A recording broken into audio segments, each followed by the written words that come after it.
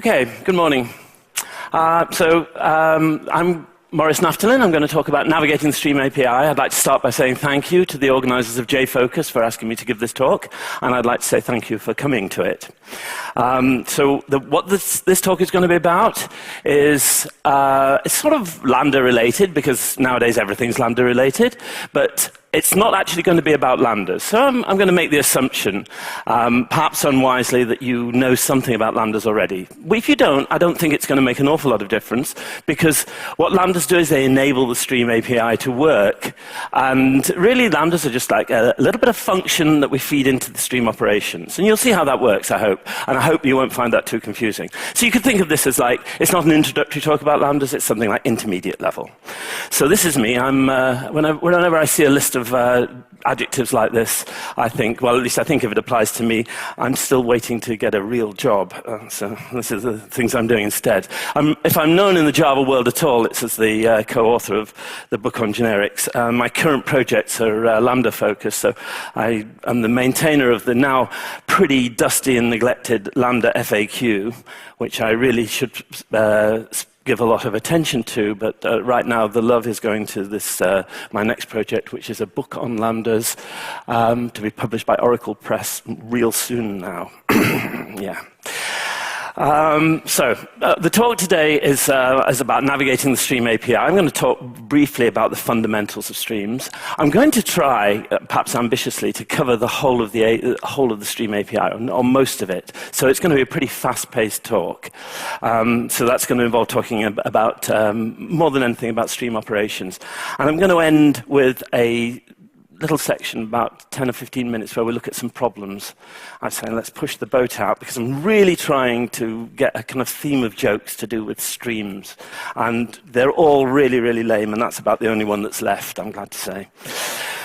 Okay, so why have we got streams? What was the idea of them? Well, the big motivation is to replace loops for aggregate operations. And you've probably heard about this, about the kind of big contrast with the internal iteration of the external iteration that the for each loop or iterators provide, and the replacement of it by internal iteration. We're going to replace code like this, and this is meant to be pretty simple code. You kind of get the idea of it pretty straightforwardly. Here, what we're doing is, thanks. What we're doing here is we've got a collection of person objects, and each person has an attribute which is a city, and what we want to do is make a collection of those cities which have got names that have less than four characters. So what we do is we iterate over the collection of person and get the city attribute for each one, and then check to see the length of the name of the city, and if it satisfies our condition, then we add it to a pre-created set. So this code is really pretty normal for data handling, bulk data handling in Java. We do this all the time, and we're used to it. But actually, if you look at it with fresh eyes, you think this isn't really very nice. I mean, if I was doing the same thing in SQL, I would say select p.name from person p, where length of p.name is less than 4, and it would be much more concise. That would be much more expressive. So we're actually going to do something like that in Java 8. We're going to, instead of writing what I just had, we're going to instead say we'll take the set of person, the collection of person, which is called people, and we're going to put it into a stream, and I'll explain a lot more about that in a minute. And then we're going to operate on each element of the stream by mapping it to the city attribute for that p, and then we're going to filter each one of those city elements of the new stream that's been created. We're going to filter them to make sure the name is less than 4, and then we're going to collect that lot into a set. So you can see that this code here, once you learn to read it, is going to be more expressive, and it's going to be a lot of good things. There are a lot of claims for it. It's going to be more concise, it's going to be more readable. The operations that it's made up of are going to be much more finely composable, and the key thing is it's going to be much more easily parallelized. So that's a major driver for Project Lambda. To change this so that it can be parallelized, all you need to do is make one change. You just replace stream with parallel stream. And under certain circumstances, if you've got the right amount of data and the operations are the right size, you've got the right kind of hardware, and the stars are correctly aligned, then you're going to get a big increase in performance out of that. And that they call this explicit but unobtrusive parallelism. And it's a big step in taking Java towards the world of multicore. So all this looks really good, and it is good actually. I'm not saying otherwise, but it's not quite as straightforward as I'm suggesting. Because if we take another piece of code here, and this one's just a little bit more complicated. So what I'm doing here is I want to make a map from a city to the set of people who live in that city. So I'm creating a new map, and then what I'm doing is, again, I'm iterating over the collection of person. For each person, I'm getting the city attribute.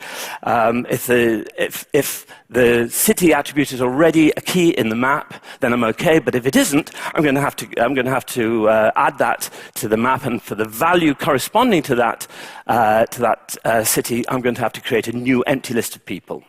And then I add this person to the list of people that correspond to that city, and that's the loop finished. So that's actually even more clunky and inexpressive of what we want to do. And the replacement for it is also quite nice. So instead of that, we're going to write this. And what we're doing here is as you can see, the same kind of general idea. We take a collection of person, we're going to turn that into a stream, and then we're going to do what's called a collection operation, which means that we're going to put the results of the stream into a container. I'll explain all this. And the idea of the container is we're going to end up with a map, and the classification function for the map is going to be given by this grouping by function. So the objects in the map are going to be the keys of them are going to be the city attributes, and the values are going to be got by mapping mapping a person to their name, and we're going to collect the results in a list of names. So you're looking at this and you're thinking, well, okay, I can see that this might be nicer, but actually it doesn't look like it's going to be that easy. So, I mean, the reasonable question is, does that mean that streams are going to be hard to use? And the answer to that is no, they're not going to be hard to use. The answer is, you've come to the right talk, because I'm going to explain that they aren't, and why. So, a little bit of background on streams then, before I get stuck into the API. So they're quite difficult to explain in words, and if you're a visual learner, I hope you might like this talk, because I use a lot of animations on it, because I find it's easiest to convey what streams are about, because I'm a visual learner myself. But the few words that I will say is that they're definitely not a collection. It's a dynamic data structure. You can't ask about the values in a stream without knowing about its state. So it can be a stream can be partially evaluated, or it can be exhausted, and these are states of it, and they're an inherent part of the stream itself. They are nearest to being like an iterator in the sense that they lazily provide their values yield them up for processing as they're required, but not like an iterator, because they're not associated with any particular form of storage, with no storage mechanism. The streams are agnostic with respect to their sources. So they can be fed with data typically from collections, and that's what I'm going to be talking about here. But they can also be fed from arrays, from generator functions can generate them, infinite streams possibly. File systems can generate streams of names, strings can generate streams of characters, I/O buffers, and so on and so on. So in principle, they don't really mind where their data comes from. And if this reminds you a little bit, if you're experienced about working with Unix streams, it might remind you a little bit of those, because some of the fundamental ideas are pretty similar. In particular, streams can be composed into pipelines in very much the same way as Unix streams can be. So streams can be parallel, and if they're parallel, then they're potentially executable obviously in parallel on multi-core hardware. Certainly by multiple threads, and on the right hardware and on multiple cores. And so that's, as I said, a major driver for them. They can be infinite, so we're going to have to look at short-circuiting functions, because you can't process an infinite stream in its entirety. That really takes too long, even with modern computers. So we're looking for ways in which we can get answers from an infinite stream in finite time. Now, I won't be talking much about that today. And finally, in this very brief overview, not all streams are streams of reference objects. I'll be talking mainly about them today, but there are also 3 specialized streams that have primitives in them, ints, longs, and doubles. So we'll see a little bit of those today. Okay, so what does the API look like? The API revolves around the life of a pipeline. A pipeline is composed of streams that are fitted together. The pipeline is born at a source of the kind that I described a moment ago. There are successive intermediate operations on it, which are used to compose streams together. So an intermediate operation is one which is a method on a stream that yields a stream for its result. So we'll see quite a lot of these, and so these get chained together in a quite a fluent style.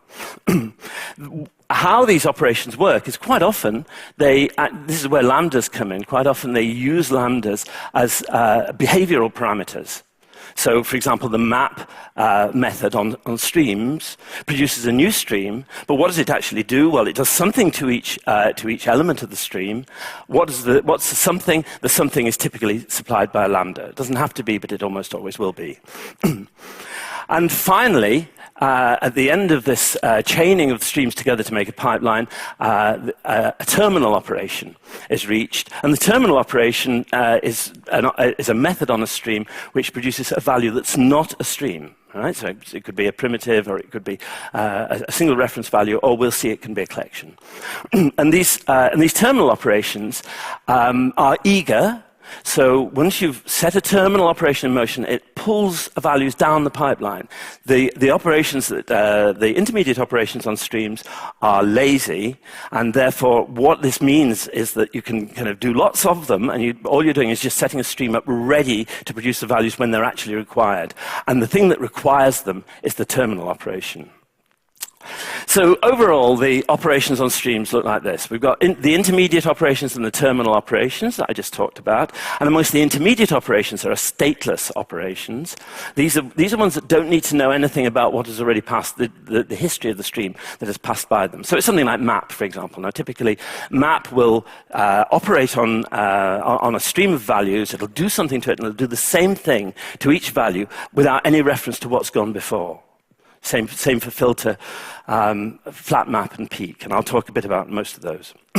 Stateful operations, by contrast, they do depend on what's gone before. So the classic one for that is sorted.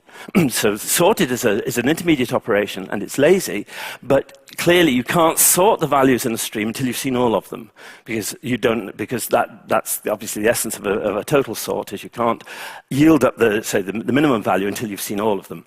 So these stateful operations do need to know about the history of what the values that have gone before them. And we'll see that the degree of parallelism that you can get with them is likely to be more limited, depending on various circumstances. But it's not going to be so, they're not going to be so easily parallelized as stateless operations. So those are the intermediate operations, and the terminal operations are reductions, and I'll explain what those are. And then basically what we're doing is we're taking the values in a stream, and somehow we're boiling them down to a single value. Right? If you're used to functional programming ideas, then this is pretty much like classical reduction in functional programming languages. There are also mutable reductions, which are the ones I'm going to be most interested in today, where what we're doing is taking the values from a stream and doing something with them, and ending up with them, collecting them together in some way. So we'll see quite a lot more of that. Stuff that we won't see so much of are search operations. These are the short-circuiting operations I talked about earlier, particularly useful on infinite streams, which are looking for a match, typically for a single value, or looking to see whether all or none of the values in a stream match a predicate. So I won't talk much more about them. They aren't too hard to understand from the documentation. And off to one side are two last operations for each and for each ordered, which for various reasons are not they're really essential, and I'll be using them, but they're not quite in the spirit of the Streams API. I won't be talking much more about them, except to say that one thing that you need to know about for each, and this might be something that would puzzle you quite a bit when you first came across it, is there's no implicit preservation of ordering on values from a stream. So if you put a for each operation at the end of a stream, then what you're specifying is a behavioral parameter to the for each. Say it's going to print out every element of the stream or something like that. You can't guarantee what order they're going to be produced in. So for each ordered has to be supplied for that. And once again, ordering is the enemy of parallelism. So we'll come across this over and over again. Let's have a look at these in a bit more detail. First of all, the intermediate operations. Intermediate operations return new streams. They're lazy. They create a new stream, not new elements. And so this one, for example, here's a bit of code finally, where I'm taking a set of person, or a collection of person. I'm turning that into a stream, and now I'm applying a map operation to that. And providing a lambda. So the lambda says, for each person P, get the city attribute of that person. And you notice the key thing I wanted to get over with this particular slide is that doesn't actually cause any processing of values. It sets up a pipeline, but because the map operation is lazy, no values are required yet because there's no terminal operation at the end of the pipeline, and therefore actually, quote, nothing happens. Well, the pipeline gets set up, and that's quite a lot happening, but the values in the collection aren't yet processed by that code there. So if you want to visualize how stream operations work, these are the diagrams I'm going to be using. Let's see if, this has worked this time. That didn't work very well, though, did it? So they're meant to glide along smoothly, and I think they're not going to do that today. So that's better. So the notion is that we've got values in this case from an array, and they're being fed into an operation. What's this one? It doesn't say what it is. Okay, so maybe I know it's a map operation. The x0 changed to y0 there, and then it flies off again, being consumed, being pulled down by a terminal operation at the other end, and the values one by one are going to be taken from, in this case, from an array. But we'll see, they can be taken from other things as well. And the map operation works on them, and then they fly off there. So this is kind of pretty straightforward. And it also looks quite straightforward if you're thinking about this for parallel streams as well. So for parallel streams, the picture is something like this. So we're imagining that those things are all being processed by different threads, ideally, and on different cores, ideally. And then they all get concurrently transformed, and they fly off to the end and get combined in some way into the result that we want. In practice, that's not necessarily going to be a very realistic picture. It's neater than is going to happen in real life. And in particular, the one thing that you can't guarantee is that things are really going to get executed in the kind of order that I've suggested there. So in fact, you have really no way of knowing what order these things are going to happen. Maybe this one's going to get processed first and fly off, and then this one's going to get processed, and you just don't know. So if you have a lambda like this one here, which is actually going to do something really illegal and wrong, like mutating the source of the stream, then in that case, you really don't know what the result's going to be. And the prime directive of programming of streams is you mustn't ever alter the values in the source. Now, it kind of limits what you can do, but it actually frees up the stream designers to optimize streams in ways that they couldn't do if this was to be allowed. So that's a no-no. And if you do it, the results are indeterminate. In fact, it's a bit more, the restriction's a bit more severe than that. Streams aren't guaranteed to produce the right results if anybody mutates the source of the pipeline, unless it's a concurrent collection. They made an exception for that. But otherwise, the source of a pipeline must remain unchanged during the whole operation of the terminal operation. It can be changed after the stream has been set up. That's not a problem. But once the actual processing has started with the terminal operation pulling the values down, the stream source should be regarded as immutable. Okay, so the stateless intermediate operations we have are filter and map and flat map and peak, and I think I'm going to illustrate. No, I'm not going to. I can't remember whether I'm going to illustrate these. I haven't, as you can tell, I'm kind of short of time today. And the idea of these, this table here, which I won't go through in detail, but is useful for a reference, is to show you the interface that's used, which is the behavioral parameter that the operation is going to take. So filter, for example, requires a predicate on T's. A predicate on T's is going to return true or false depending on whether or not the filter is to be, whether or not the T value is acceptable to the filter. And if it isn't acceptable, then it gets dropped, and if it is, it goes on. The types here aren't complete. If you look at the API documentation, you'll see that I've missed out type bounds. I mean, most of the time these things are actually, a filter, for example, actually takes a T or any supertype of T.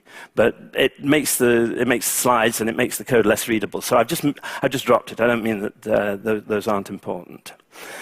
And I should add as well, again, for completeness, that some of these operations, I think map in particular and flat map also have specialized versions as well. So you can map from a reference type to one of these primitives, map to int, map to double, and so forth. So let's just have a quick look at the animations for some of these. I think probably this is over-egging the pudding a little, so I won't give too much time to it. Here comes Jim, and the way this will work is that passes the test. The predicate is satisfied for this because it's less than 4 characters in length, and so that one will go on down the pipeline to the terminal operation. Here comes somebody else. That doesn't satisfy the predicate, so it just disappears out of the picture. Here comes another one, and that does satisfy it, and so off it goes. So that's filter. And map is kind of about as easy to understand as that. In this case, I'm using a method reference. This is equivalent to saying for each p, return the value p.getCity. So method references, I'll point you to the Lambda FAQ for an explanation of those, or one of the other resources I'll give you. So here comes Bill, and Bill lives in London, it seems. So the map method has applied this Lambda, in effect, or method reference. It's applied it. Oh, he's gone.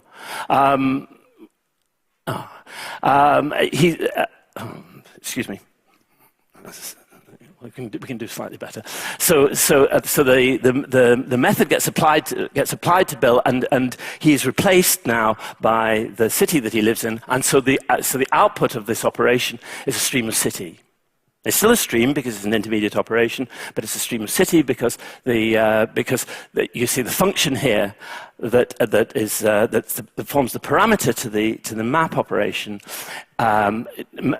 takes a person and turns it into a city. So each person will get changed in turn into their city. So again, very familiar if you're used to functional programming.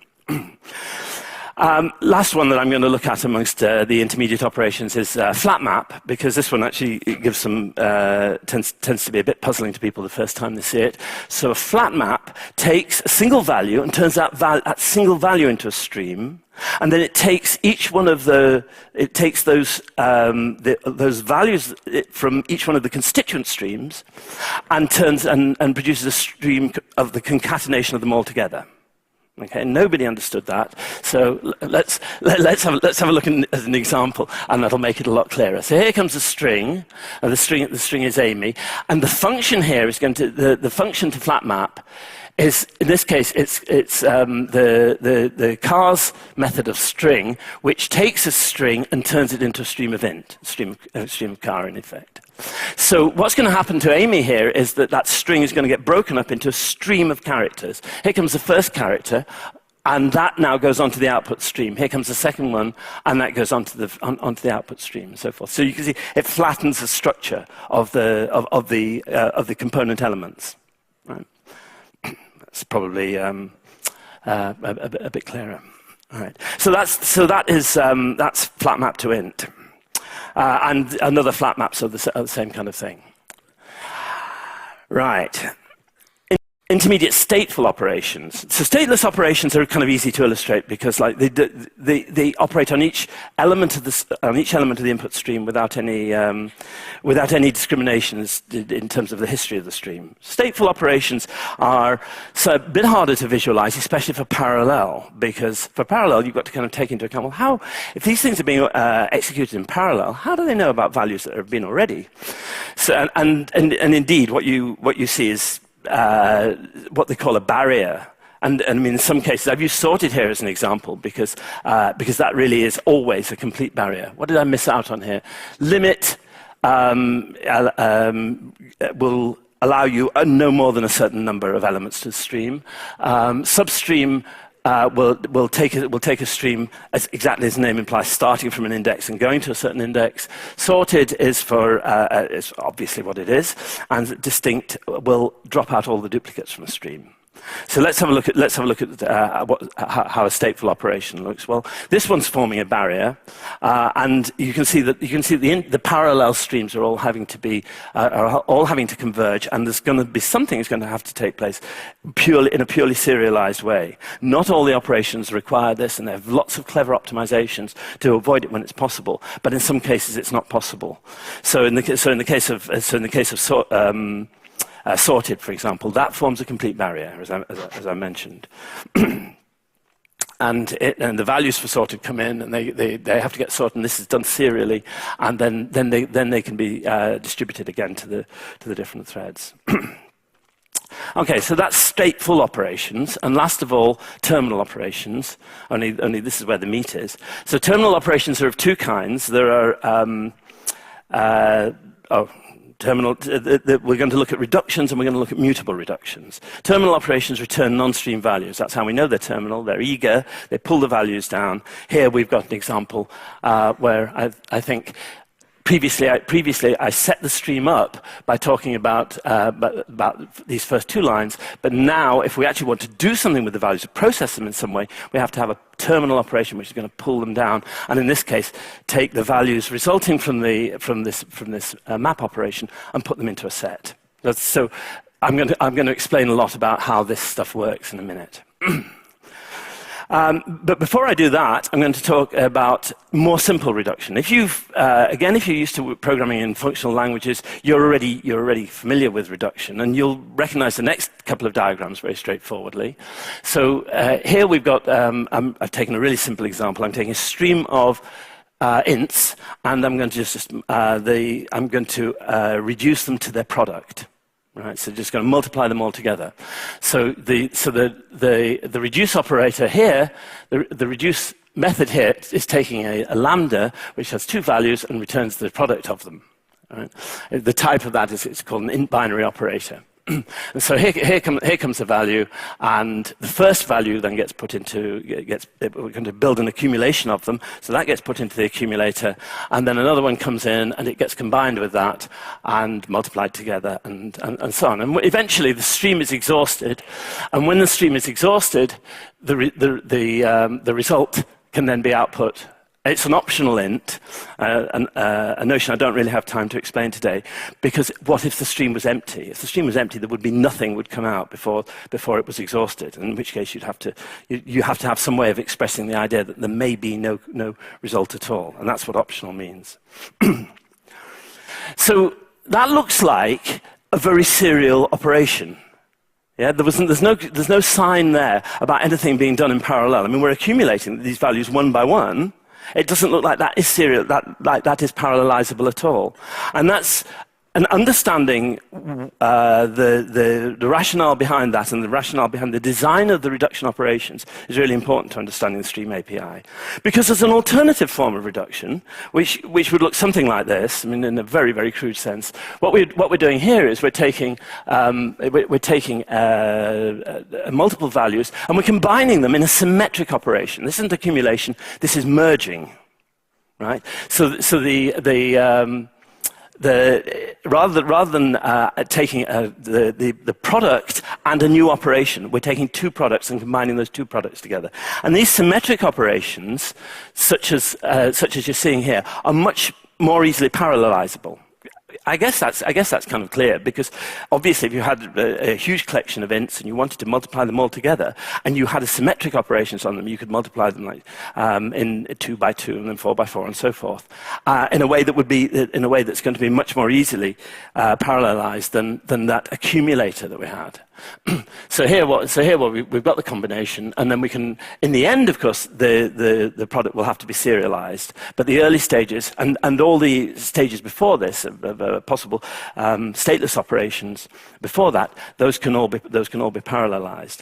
So one of the things that puzzles people when they first come across the Stream API is that there is no equivalent of fold L in functional languages. There's no form of reduce which only takes an accumulator. All operations have to be parallelizable. There's no preference given to the serial mode of execution any longer.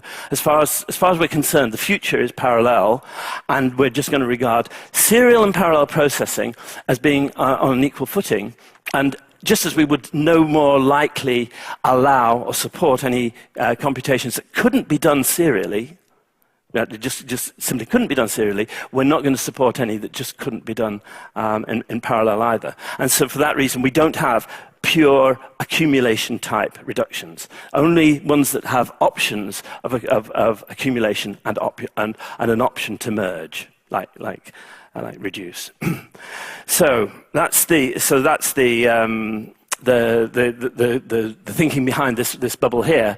There's another overload of reduce which also takes an accumulator function, but there's no overload with only an accumulator function. You can merge, or you can merge and accumulate, but you can't just accumulate. And there are other reduction operations as well, which I'm not going to go into. The primitive versions of the primitive streams have got can do clever things with summing values and taking statistics and averaging them and so forth, to do with numbers, obviously. So last of all are the mutable operations, mutable reductions. So mutable reductions collect the values of the stream into a container, and these are the ones that are most difficult when you first come across them, when you're looking at the Stream API, because I guess probably up until now everyone's saying, okay. I get that. And you'll get this as well, but it takes a bit longer. So mutable reductions collect the values of a stream into a container, and the method that they use is collect. So the collect method takes a collector, and a collector is something which takes a stream of T's and turns them into an R. So R is the type of the container. And you may say, well, like, what's the A? Well, the A is a temporary type which is used during the accumulation. So a collector aggregates values of type T into a container of type R. A is an intermediate type used to accumulate T values before they're finished into an R. And sometimes that's a really important thing to be able to do, because we might imagine, for example, that you were joining strings into concatenating them together. You wouldn't want to use the string type for doing that. That would be massively inefficient. So the intermediate type of string buffer or string builder is used as an intermediate type. But mostly we don't care very much. Certainly as users, we don't care a great deal about the intermediate type. Really what we care about is the type of the T's that are coming down the stream and the type of the R, the container that they're being put into. So here's a simple example of a use of a container. In this case, of a collector. Sorry. So in this case, the collector that we're using is a collector object that's been produced by a factoring method in the class collectors. So this class collectors has a whole lot of factoring methods which will produce collector objects that are useful in many situations, and probably most of the time when you're collecting values from streams into containers, you will use these pre-created objects from the factory methods of the collectors class. In this case, the toSet method produces a collector which, like it says on the tin, takes the values and puts them into a set. So here comes, we're going to say in this case we're collecting a stream of person, and we're putting that into a set. And so my diagram looks something like this. Here comes Bill, and well, we need a set, so the collector is going to create an initially empty set to put Bill into, and Bill gets moved into this, and then here comes another value, and again that is going to get added to the set, and a third one, and then finally the stream is exhausted, and the result of the collection operation is the set of person that you saw there. That looks pretty straightforward, right? There's a whole bunch of these collectors, as I said, and these factory methods produce collectors that will count the values in the stream. So you think counting isn't really a container, but if you kind of stretch the point a bit, it is. You're throwing away a lot of the information, but you actually are accumulating one bit of it, which is actually the number one for each value that's come in. There are summing and averaging and summarizing collectors for the primitive streams. There's a joining collector for strings. There are collectors like the one that you just saw that will take values in the stream, put them into a list or a set or a map. That one takes a little bit more explanation. And there's a reducing collector, which we won't see, but you'll see the reason for having it. And there are 3 grouping by collectors, which are what I want to talk about now, and the mapping collector. So what about these grouping by collectors? Because we're now zeroing in on the hardest part of the API. What's the point of these grouping collectors? Well, the idea of them is that you're going to use a classifier function to make a classification mapping on the objects in the stream. You've seen this kind of thing already, where we used an attribute of a person to classify them. For example, use person.getCity. So we saw that. And why would we would that make a map from city to list of person? Well, the answer is because for this overload of grouping by, this one here, that only has the classifier function, you say, well, like, what's going to happen to these values when they've been classified? And the answer is the default is to put them into a list. And we'll see that you don't have to do that. There are other overloads that will allow you to do other things. But if you don't specify what you want to have happen to them, they'll be put into a list. So persons are classified according to the city that the classifier gives them.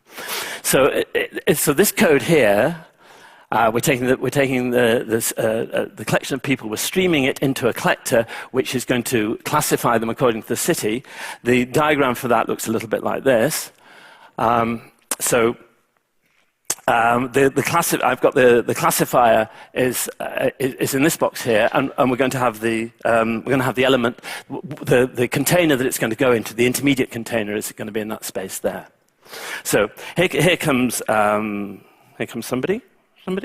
Hello, anybody there? All right, okay. So here comes Bill. Bill lives in London. So Bill is going to go onto a stream which gets collected into a list, because list is the default for this form, for this overload of the grouping by function. Here comes Amy, and Amy lives in Athens, so she gets put into a separate list, right? So there's a collection for each of the results of the classification. Finally, John comes in, and John also lives in London, and so he gets added to the list. Now the stream is exhausted, the input stream is exhausted, and so the output is now the mapping from each of the classification keys to the result of collecting the values that were classified. Okay?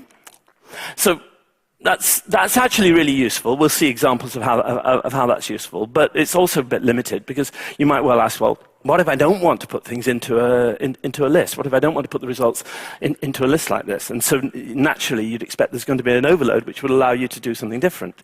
So here's the next overload, which allows you to supply a collector which will be used downstream to put the output of the classification into something different.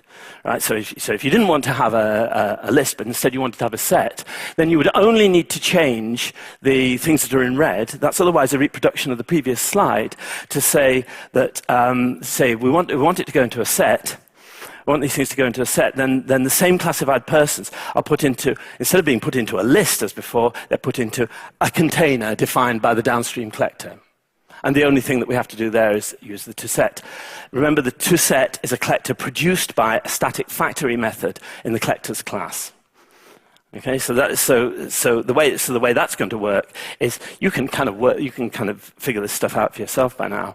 The downstream collector is going to take the output of the classification function, and just as before, but before when they went into a list, now we said we want them to go into a set, and so here they're going into a collector like the previous toSet collector that we used before, and at the end of the operation, then what happens is the mapping that's produced is a mapping from the classification keys to the result of the collection for each one, and eventually that will they go into the set, and that becomes the output.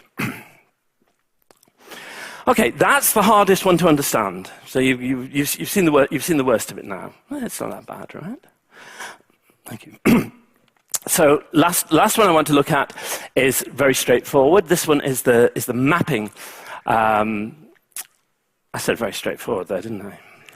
I'm making a rule that whenever anybody says a sentence that contains the word just, or as in you just have to do this, or it's very straightforward, then that sentence has no meaning. I just blank it. So you should just blank that statement.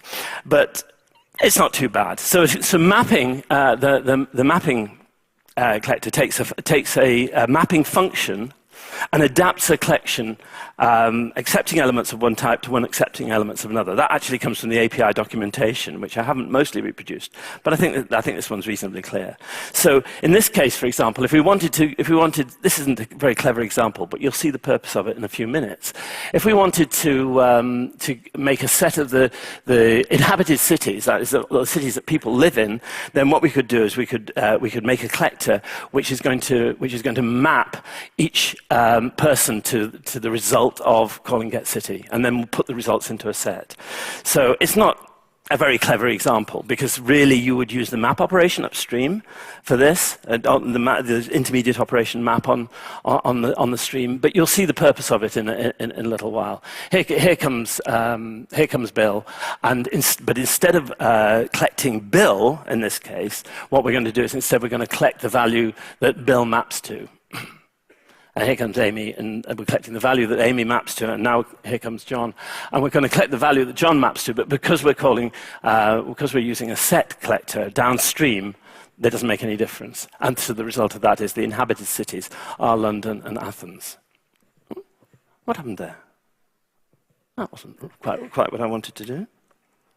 Okay, let's see if that's going to come back. Oh, it's come back. Good. Okay, so I think that's us for that. Okay, so let's push the boat out. I've got some problems for you, which you're going to solve for me. So the first 5 of these problems are, they get more difficult as you go on. So they're going to start off pretty trivial, and you'll think, why am I bothering? And the first 5 are doable in increasing order of difficulty from what I've talked about in the presentation. The 6th one is a bit harder, and the 7th one is an exercise to the reader, I think.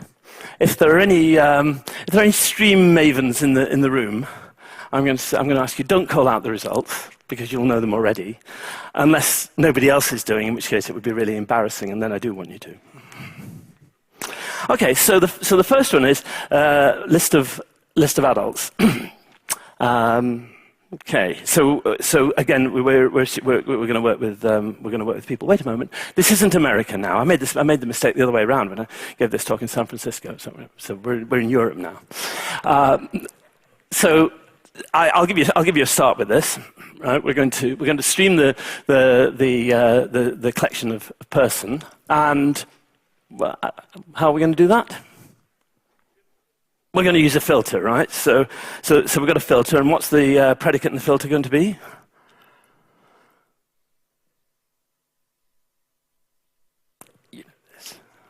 Come on. Pardon? P get age. Yeah. Oh, no. All right, it's P get age greater than 18, obviously, right? And then finally, what are we going to do? This isn't right yet. Yeah, we're going to collect it into a list, right? So it's got to be collected because we need a terminal operation. We don't have one at the moment. So we're going to collect it, and the terminal operation has to be a collection because it has to be a collection operation because we're putting it into a container, and the collector itself obviously has to be toList.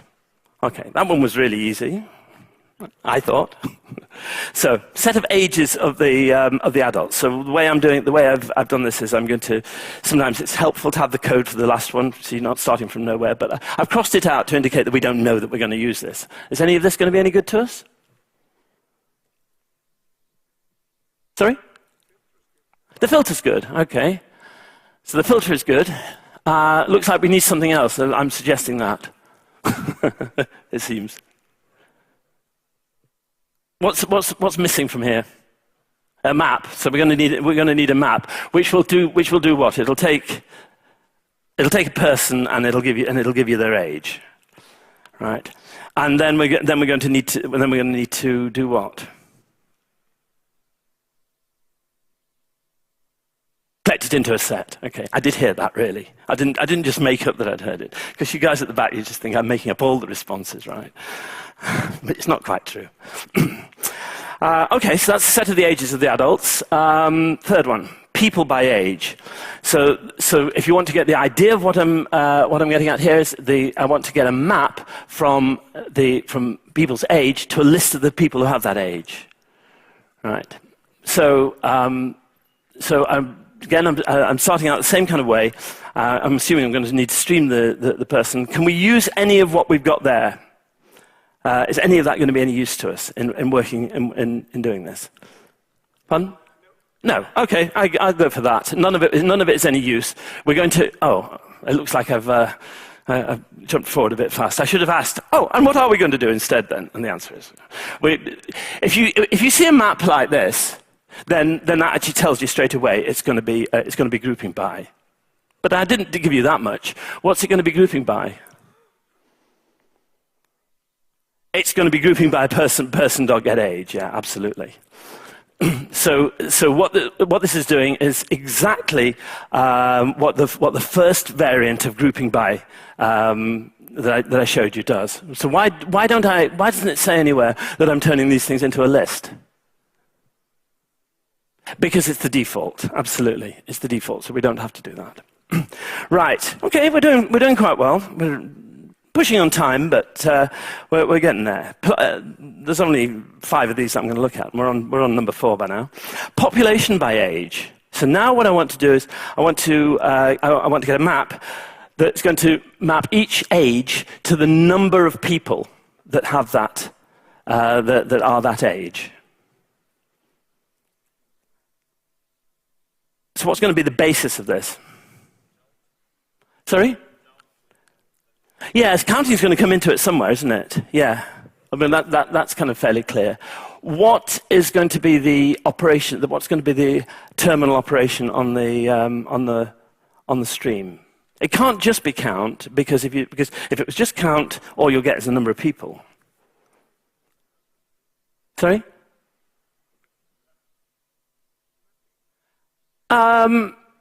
I don't see mapping coming in, to be honest.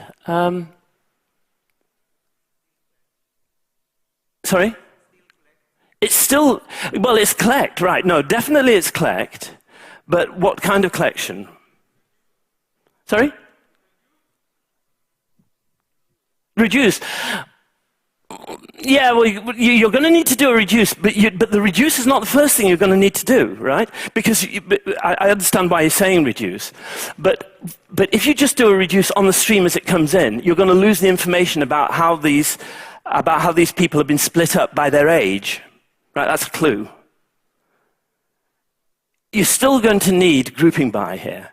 Because anything you do subsequently to turn the output of the grouping by, which is some kind of set of people or a list of people or something like that. First of all, you've got to isolate first of all, you've got to divide them up by their age.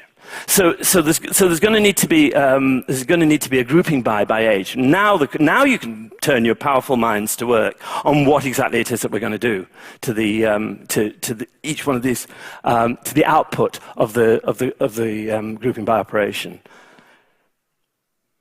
Right. So what you're getting here now is a stream of people, right? For each one of the ages that they've been classified into.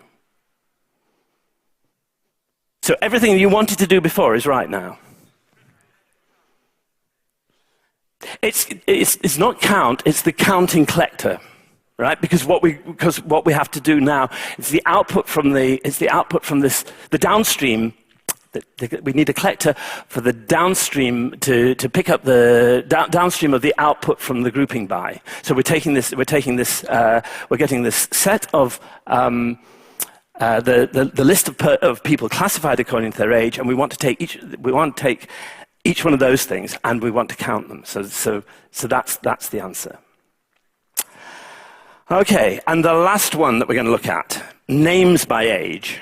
So what we're wanting here is we've got a map from integer to list of names. So what we're wanting to do is for each age we want a list of the people who have that age, but a list of the names, not a list of the people. So that one's actually really quite straightforward. It's like what we did already right at the start. I mean, if that said a list of people, you wouldn't have any trouble with it by now. You'd say, okay, grouping by. But in this case, we want to do something more when we've got each person that's come out of that. Mapping, absolutely. So it's going to look like that. Person.getAge, and the mapping is going to be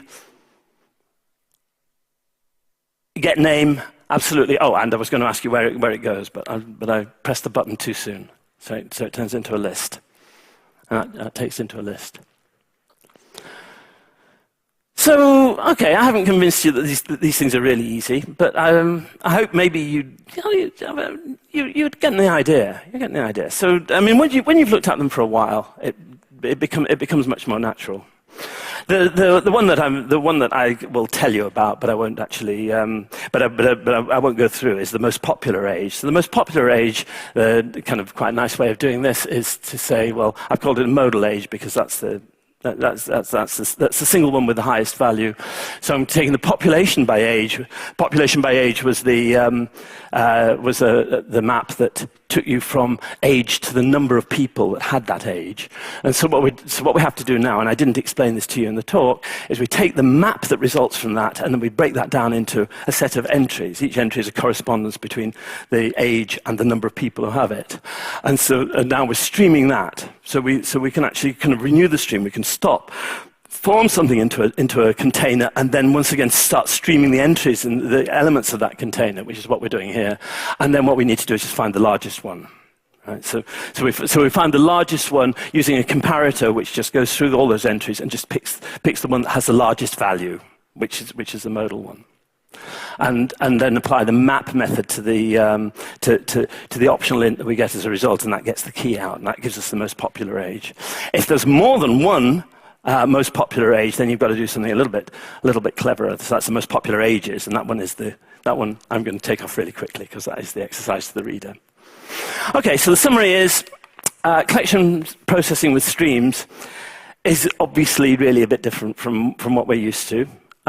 Is it going to be a lot harder? Well, it's going to require some familiarization, right enough. But the payoff is huge. We're going to get much better code out of it, and it's going to be better in a lot of different ways, and more readable, more finely composed. It's going to lead to big improvements in APIs, and it's going to be more easily parallelized. So basically, we really have to get with the program. But I think that if we learn to think differently, it'll be all right. It'll be fine. And I think there's big gains to be made. I mean, speaking as a person who's written about both of the really big changes there's been in Java 5 for generics and Java 8 with lambdas. I can tell you which feels to me like the one that fits best with the language and that is going to be most easily adopted. So I finish with a few resources. Talks by Brian Getz are always good value. He was one of the major designer of this feature. He's also written about it. The documentation about streams in particular is not very good yet, but it's about to get a lot better. So the reference document is the State of the Lambdas library edition, for which the URL is there, but that's it's not very complete. Actually, the Java doc is pretty good on the Java util stream package. So that's actually really pretty helpful. There is a Lambda FAQ, which I think I may have mentioned, but I have to say the streams material on that is very weak at the moment. But it's going to be real soon. There's going to be good documentation, just as soon as some other things have happened. Books out now. Venkat has a book on functional programming in Java. From the Pragmatic Programmers, I think, and more books that are on the runway out soon. Well, I mean, and in some cases they really will be out soon. There's a book by Raoul Irma and Mario Fusco and Alan Mycroft, which is actually an early access edition from Manning, called Java 8 Lambdas in Action, but they haven't got onto the collections to the streams part yet.